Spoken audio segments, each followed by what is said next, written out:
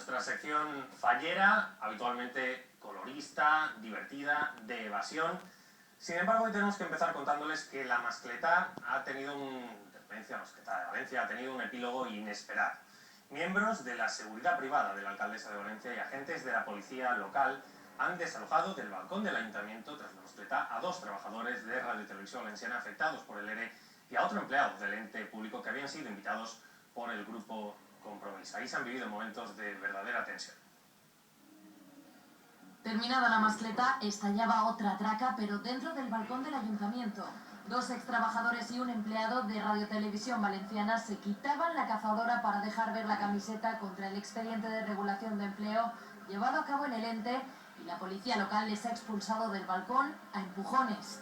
Eran los invitados del grupo municipal Compromís para ver la mascletá de hoy. Así les despedía del balcón el concejal de Seguridad Ciudadana, Miquel Domínguez.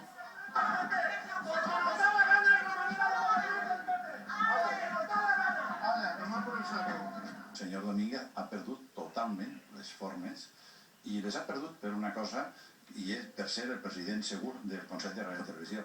Parece mentira que gente ya mayor y además que se han dedicado a medios de comunicación se llegan a hacer cosas de quinceañeros. Los implicados aseguran que se han vivido momentos de violencia.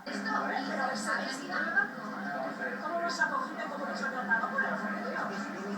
Ho he vist i ben a prop, al costat d'espentes produïdes per un policia local enviat per el senyor Domínguez. Según la seguridad de Rita Barberá, uno de los desalojados ha intentado tirarle un chaleco de la protesta a la alcaldesa.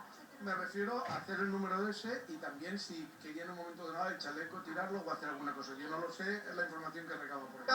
Que usted me ha robado una propiedad mía, que es mi chaleco. El ex cámara de Canal Nou dice que pretendía asomarse para saludar a unos compañeros cuando le han arrancado el chaleco. Desde el ayuntamiento aseguran que está prohibido llevar camisetas reivindicativas en el balcón.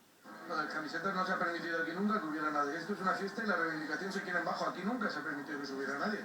És una invenció del senyor Domínguez per a intentar justificar l'injustificable, que ell és el responsable d'haver acomiadat aquests treballadors en Radio y Televisión Valencia. El portavoz del grupo recuerda que ayer mismo acudieron los representantes de los bebés robados y se vieron camisetas reivindicativas en el balcón.